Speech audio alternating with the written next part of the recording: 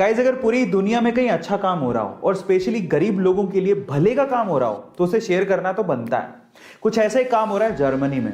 वहां की सरकार ने वहां के पब्लिक पार्कों में स्पेशली बेघर लोगों के लिए स्लीपिंग पोड्स लगवाए हैं, जिन्हें वो लोग अल्मर नेस्ट के नाम से पुकारते हैं। इसकी खास बात क्या है?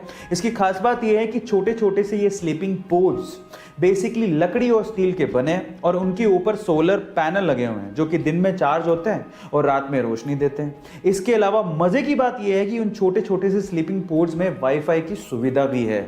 गाइस, क्या आपको भी लगता है कि इंडिया में भी कुछ ऐसा कॉन्सेप्ट लाया जाना चाहिए ताकि यहाँ के बेघर लोगों को थोड़ी सी सुविधा मिल सके? चैट सेक्शन में जरूर लिखिएगा। जब आप 21 साल के थे तो आप क्या कर रहे थे, या आपके आसपास अगर कोई अभी 21 साल का है तो वो क्या कर रहा होगा? ऑब्वियसली वो अपने हायर एजुकेशन के बारे में सोच रहा होगा और फिर उसके बाद वो जॉब के बारे में सोचेगा। लेकिन 21 साल की उम्र में ही जयपुर राजस्थान के मयंक प्रताप सिंह इंडिया के सबसे यंगेस्ट जज बन गए हैं। जी हाँ गाइस, मयंक प्रताप सिंह ने अपनी LLB के जस्ट बाद राजस्थान का RJS यानी कि राजस्थान जुडिशियल सर्विस एग्जाम दिया और उसे पहले ही अटेम्प्ट में बिना कोचिंग के सहारे निकाल दिया।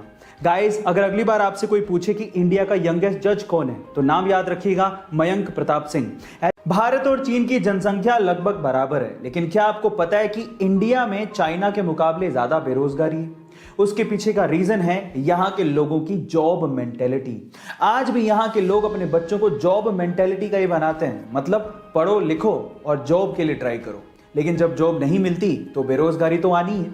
लेकिन इसके विपरीत चाइना में बचपन से ही वहां के लोग अपने बच्चों को बिजनेस मेंटेलिटी का बनाते हैं।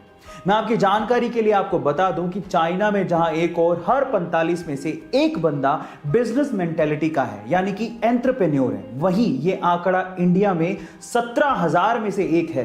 अब आप सोचिए कि जहां जॉब जनरेट ही नहीं होगी वहां पर जॉब लगेंगी कैसे? गाइस, अब तो आप समझ गए होंगे कि यहां पर बेरोजगारी ज्यादा क्यों है।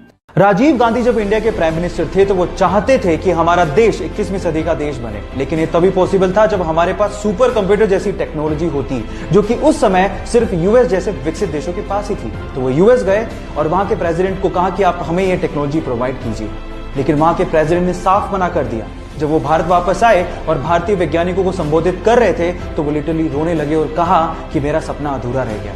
तब यहाँ के साइंटिस्ट लोगों ने कहा कि आप हम पे भरोसा क्यों नहीं करते, आप हमें फंड दीजिए, हमें मदद कीजिए, हम आपको सुपर कंप्यूटर बना के देंगे। उसके बाद सीडेक जैसी संस्था ने 3 साल की कड़ी मेहनत के बाद भारत को अपना पहला सुपर कंप्यूटर दिया जिसका नाम था परम 8000। सो गाइज, यहाँ सीखने लायक बात यह है कि अगर आप बिलीव करो तो इस दुनिया में हर काम पॉसिबल है। So believe in yourself. Series में कार रेसिंग, स्पीड और स्टंट्स के जलवे बिखेर के इसने पूरी दुनिया को अपना दीवाना बना लिया। Yes, I am talking about Paul walker. लेकिन एक दिन पॉल वॉकर ने कहा था कि अगर ये कार स्पीड मेरी जान ले ले तो उस दिन रोना मत, क्योंकि उस दिन मैं मुस्कुरा रहा हूंगा। और एक दिन 30 नवंबर 2013 को एक fast racing car camera GT दौड़ाते हुए वो मुस्कुराते हुए हमें छोड़ के चला गया। गाइस, बहुत ही कम लोग होते हैं जो इस दुनिया को अपना फेवरेट काम करते हुए अलविदा कहते हैं। So guys, give a heart to our favourite Paul walker.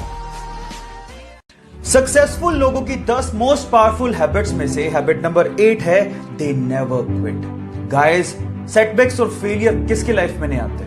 Because जो ड्रीम लाइफ आप चाहते हो उसका रास्ता इतना आसान नहीं है। बहुत सारे लोग तो उस तक पहुंचने के लिए अपना सब कुछ गवा देते हैं, लेकिन सक्सेसफुल लोग इतना होने के बावजूद भी हार नहीं मानते। They never quit. गाइस, आप याद रखिए, अगर आप गोल तक पहुंचने से पहले ही हार मान लेते हो then you are not a winner, because winners never quit. बाकी बचे हुए हैबिट्स के लिए मुझे फॉलो करना मत भूलेगा। मिलते हैं अगले वीडियो में।